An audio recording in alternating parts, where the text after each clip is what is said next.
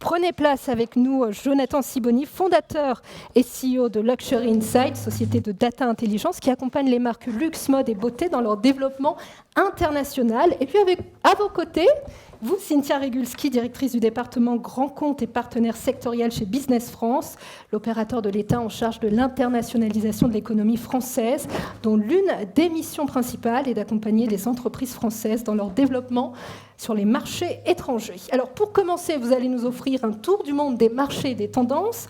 On commence avec votre tour du monde, Cynthia, et vous ferez ensuite un focus sur 2 pays européens. C'est à vous. Merci Anissa. Bonjour à toutes et à tous et bravo pour cette première initiative que voilà, nous sommes très heureux d'accompagner. Donc effectivement Anissa, on va commencer par poser le décor. Donc si on peut mettre à l'écran tout de suite la map monde. La technique. Allez-y, commencez, ça va arriver.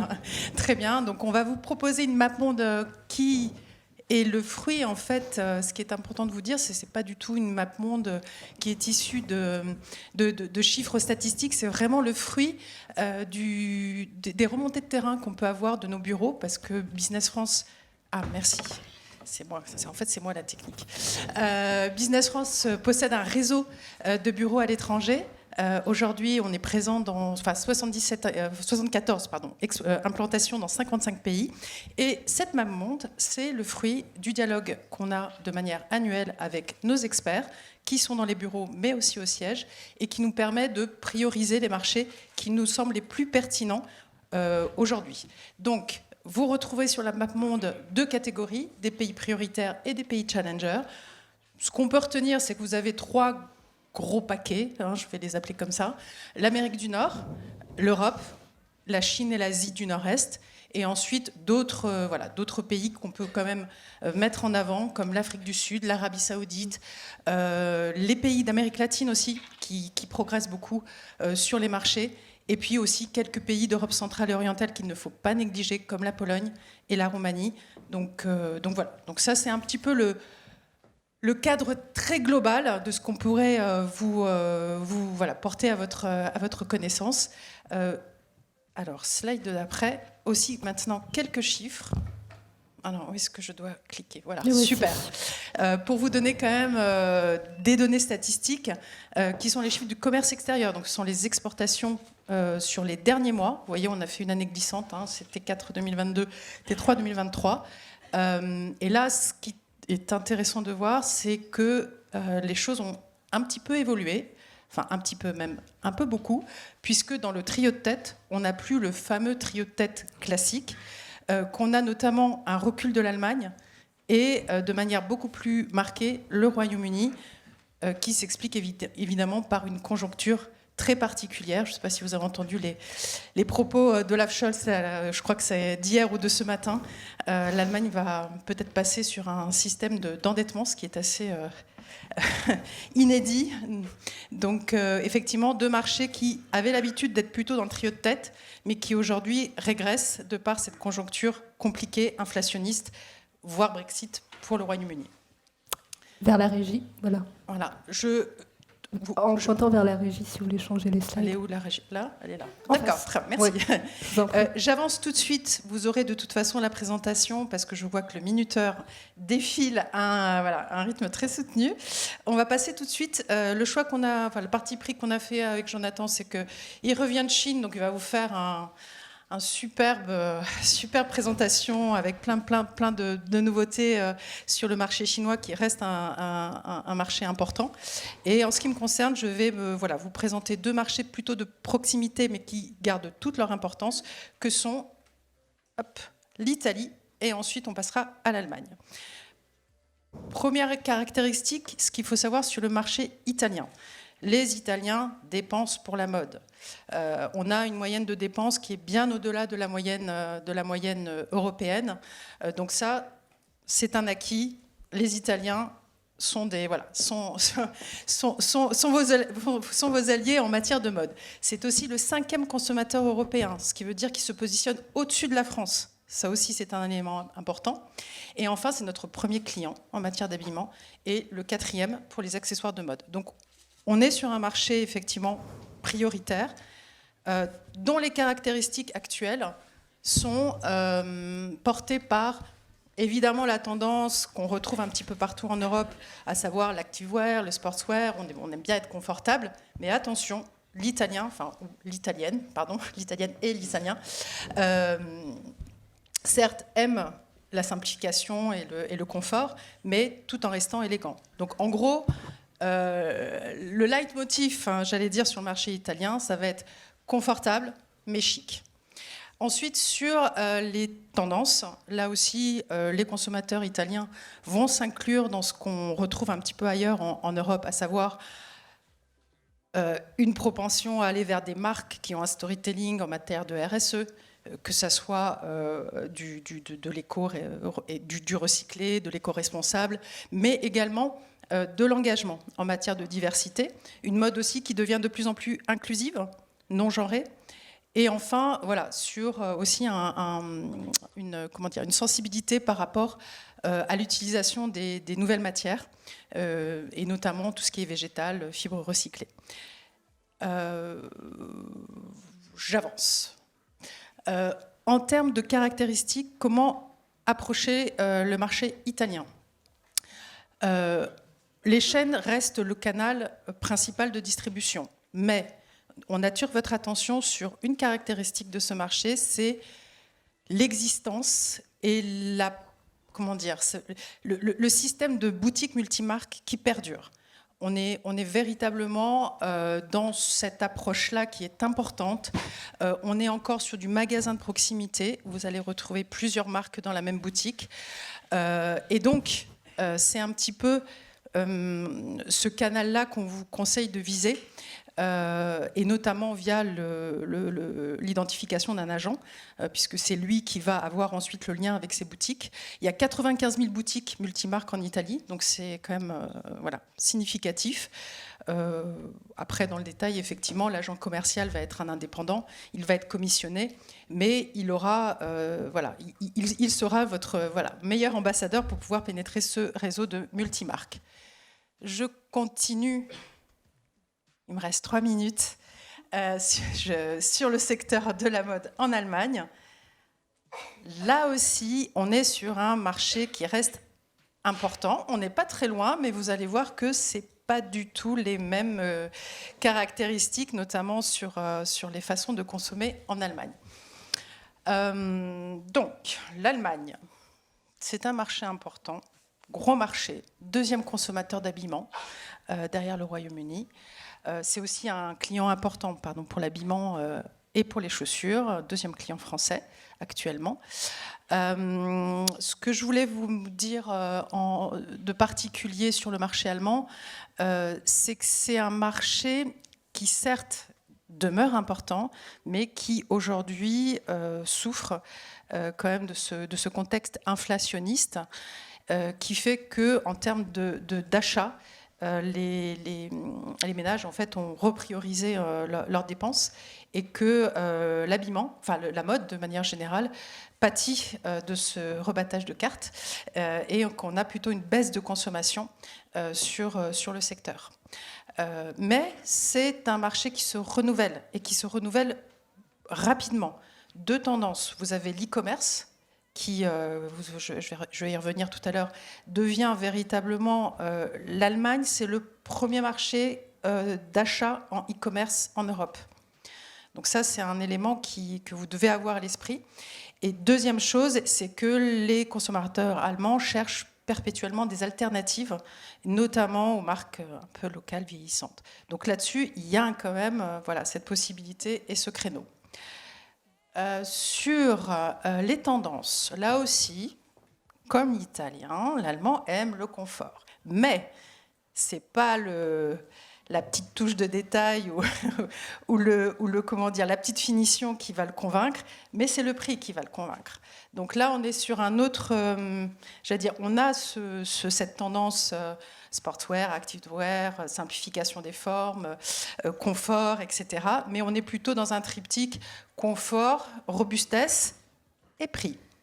Donc ça, c'est important à avoir en tête. On a quand même le marché du luxe, mais peut-être que Jonas sera beaucoup plus à l'aise que moi pour en parler, mais qui est en croissance sur le marché allemand. Donc ça peut être aussi une autre tendance à ne pas lâcher de vue.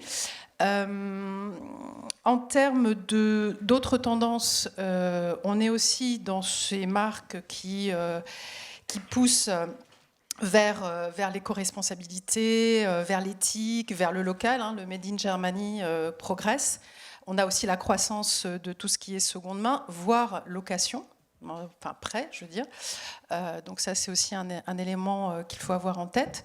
Et voilà, je pense qu'il faut que j'avance, il y a 8 secondes. Sur les canaux de distribution, si j'avais une chose, un message à faire passer, dans les 2 messages, si je peux. Le premier, c'est revenir sur cette histoire de e-commerce, de e-marché.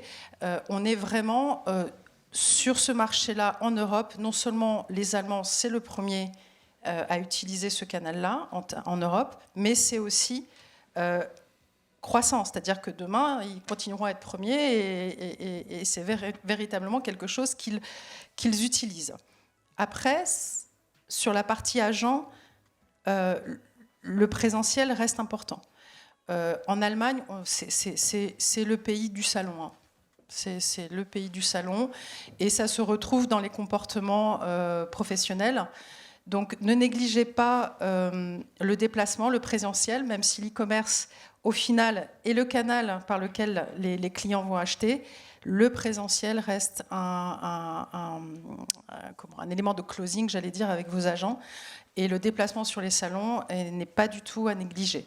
Un agent, un acheteur, va présélectionner peut-être sur Internet, sur le web, mais derrière, si vous ne vous déplacez pas, si vous ne voyez pas, ça ne va pas le faire. Donc voilà, et en termes de conseils, si vous avez un collègue qui parle la langue de Goethe, n'hésitez pas à le prendre sous le bras parce que les Allemands apprécient énormément. Et enfin, ayez sous le bras aussi vos références. Il ne faut pas le négliger, les Allemands sont rassurés par le fait que vous ayez déjà une expérience, des références sur des marchés similaires. C'est vraiment un élément à ne pas négliger pour convaincre. Est-ce que j'ai terminé ? Oui. Ouais, je suis dans les temps et Jonathan, the floor is yours. On va passer la parole à Jonathan. Jonathan qui nous revient tout juste de Chine. L'avion vient d'atterrir, vous nous avez apporté plein de données très très fraîches. On va vous laisser nous les partager. On va commencer d'abord par votre regard sur le monde. Alors effectivement, l'avion vient d'atterrir, moi avec, donc je vous avoue que pour l'instant je suis là, mais à moitié. Les nouvelles sont fraîches, mais le jet lag aussi. Néanmoins, je tenais à vous partager quelques éléments, d'abord sur le secteur du luxe, puisqu'on parle de mode, et il m'a été proposé, j'ai naturellement accepté, de parler un petit peu de la partie supérieure du marché, le premium et le luxe, pour vous dire que le marché du luxe, de manière globale, se porte plutôt bien, comme vous le voyez ici. Si on regarde les personal luxury goods dont fait partie la mode premium et la mode luxe, on est sur un secteur qui, par rapport au pré-Covid, est en croissance de 28 à 30%. C'est une année qui n'est pas la meilleure année que le luxe a connue, mais les 2 dernières années étaient extrêmement bonnes, et donc on est plutôt sur un secteur au global qui avance bien. Ce qui est intéressant, me semble-t-il, et qu'on oublie souvent de préciser, c'est qu'aujourd'hui, le marché du luxe, les ventes sont divisées de la manière suivante. Vous avez un tiers des ventes qui sont dans les Amériques, de manière générale, un tiers en Europe et 40% dans tout le reste du monde. Chine, plus Japon, plus Émirats, plus Russie, plus. Et donc, ce n'est pas quelque chose qui est intuitif. On pourrait être amené à penser que tous ces pays-là représenteraient l'écrasante majorité du marché, ce qui n'est pas le cas. Et ça n'était pas le cas non plus avant le Covid, puisque je vous ai mis ici une photo en 2019. Vous voyez que ça n'a quasiment pas changé. On est passé dans des chiffres très très proches. Alors, le quantitatif n'a pas changé, mais le qualitatif a changé. Ce qu'il y a derrière, ceci effectivement est un chamboulement phénoménal du marché du luxe et de la Chine avec. Lorsqu'on regarde les différents marchés, et avant de faire le zoom en question sur la Chine, vous avez ici le split de ces différents marchés. Donc comme je vous ai dit, vous avez à peu près 30% en Europe, à peu près 30% Amérique et 30 à 40% pour le reste du monde avec 37% APAC et Japon. Vous avez les taux de croissance et avec des différences assez notables par zone. Le Japon l'an dernier, c'est plus 17, cette année, 2023, c'est plus 17% sur le marché du luxe, qui est une croissance extraordinaire. Vous vous doutez bien que cette croissance phénoménale du Japon n'est pas uniquement liée au fait que les Japonais, tout d'un coup, se sont dit on va aller acheter du Chanel et du Hermès. Ce sont beaucoup de touristes chinois qui se sont remis à voyager cette année, puisqu'ils n'ont pas pu voyager pendant 3 ans du fait du Covid. Et se remettant à voyager, naturellement, ils sont allés dans les pays les plus limitrophes, la Corée, le Japon. Le fait que le yen était faible a aussi permis à accélérer. Et donc, quelque part, la croissance du marché chinois, qui est de 8 à 9% et qui pourrait paraître comme assez décevante, doit être aussi tempérée par le fait que maintenant, le marché chinois, ça n'est plus uniquement le marché domestique, puisqu'il se réouvre et que ses consommateurs se remettent à voyager petit à petit. Puis vous avez les autres zones. Vous voyez l'Amérique qui est à moins 8%. Donc en fait, ça n'est pas tant que le marché américain va mal, mais plutôt qu'il a trop cru, ou cru de manière, on va dire, il y a eu un côté un peu bulle du marché américain du luxe dans les 2 dernières années. On pourra revenir tout à l'heure sur les raisons de cette bulle, et l'Europe qui est à plus 7%. Donc ces points me semblaient importants puisqu'on voit bien qu'il y a un moteur asiatique qui se remet en marche. Lorsque du reste, vous avez présenté vos marchés prioritaires, dans les 9 marchés prioritaires, il y en avait 5 qui étaient la Chine, Hong Kong, Japon, Corée, Taïwan. Donc vous en avez 5 sur 9, plus de la moitié qui sont dans une zone élargie d'Asie du Nord-Est. Alors, lorsqu'on parle de la Chine, je voulais l'aborder avec un côté un peu quantitatif, puis qualitatif, et essayer de prendre un peu de temps sur le qualitatif, puisqu'effectivement, comme je vous le disais, ce marché a changé très rapidement pendant 3 ans, et on ne l'a pas vu, puisqu'on était ici et qu'on ne pouvait pas y aller. Alors, le premier élément, qui est un élément quantitatif, c'est que, vous voyez, avant, donc en 2019, le consommateur chinois représentait 33% du luxe mondial. Donc les consommateurs chinois, juste avant le Covid, c'est 1/3 des produits de luxe vendus dans le monde. Néanmoins, même si les consommateurs chinois représentaient 1/3, le marché chinois, lui, ne représentait que 10%. Autrement dit, en 2019, il n'y a pas si longtemps que ça, 70% des achats réalisés par les consommateurs chinois dans le luxe étaient en tant que touristes. Ils venaient à Paris, ils venaient à Milan, ils venaient ailleurs. C'était 70% de leurs achats, ce qui est phénoménal. Et par ailleurs, le luxe étant un secteur plutôt d'expérience, les gens aiment aller en boutique plus qu'online, donc les gens allaient beaucoup à l'étranger, beaucoup en boutique. Le Covid arrive, on ferme les frontières, on ferme les boutiques. Et là, on se dit, on est mort. On ne pourra plus rien faire. Bon. Et donc, il a fallu ajuster en fait un secteur qui avait 2 moteurs qui tout d'un coup se sont arrêtés. Donc là, vous voyez qu'en fait, le marché chinois du luxe n'a pas énormément cru en réalité pendant les 5 à 6 dernières années jusqu'en 2017-2018. Voilà donc 2019 où le marché chinois représente 10%. Et en 2 ans, vous voyez, il va doubler. Il va doubler, c'est-à-dire qu'en 2020 et 2021, le marché chinois passe de 10% à 21% du marché mondial. Et donc, toutes les marques de luxe, d'ailleurs, il a tellement grandi que j'avais plus assez de place sur l'écran, donc je me suis juste arrêté. Mais vous voyez, il est passé de 30 à 60 milliards. Et donc, toutes les marques de luxe se mettent à dire la Chine est extraordinaire, il faut qu'on aille en Chine. On ne pouvait pas y aller, puisque la Chine était fermée. Mais on se met à porter des espoirs extrêmement forts et légitimes sur ce marché qui est en forte croissance, alors que les autres avaient des dynamiques assez variées. Pour résumer, on était en 2019 à un marché chinois qui représentait 10% quand les consommateurs représentaient 33%. J'ai l'impression de faire la météo, c'est assez désagréable. Je vais juste me libérer un peu.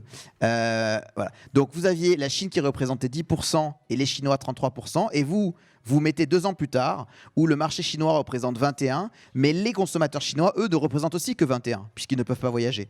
Et donc vous avez cette situation un peu schizophrénique où le marché chinois devient beaucoup plus important, mais les consommateurs chinois au global deviennent moins importants pour le CEO. Puisque lui, pour le CEO, il est passé d'un tiers à 20%. Donc quelque part, son focus s'est plutôt remis sur les Américains qui, à l'inverse, vous voyez, sont passés de 22 à 30%. Ce qui explique pourquoi, depuis 2 ans, on a eu un énorme push sur le marché américain, de beaucoup de flagships qui se sont ouverts sur la 5e avenue, etc., etc.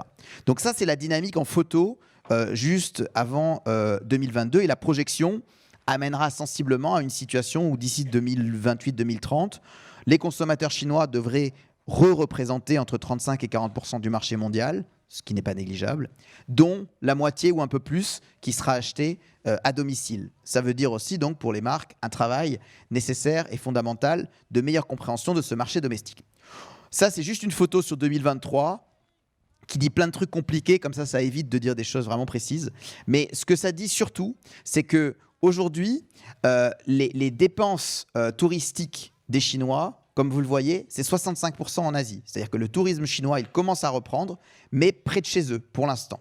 Et puis, petit à petit, il va se réouvrir sur l'Europe. Les billets sont encore très chers, les visas difficiles à obtenir, les consommateurs très pris par des réalités économiques assez challenging. Donc, ça prendra un petit peu de temps avant d'avoir les Chinois qui vont revenir ici. Mais cela est aussi porteur de beaucoup d'opportunités pour vos marques et pas uniquement pour le top du luxe. Pourquoi ? Et je voulais terminer là-dessus.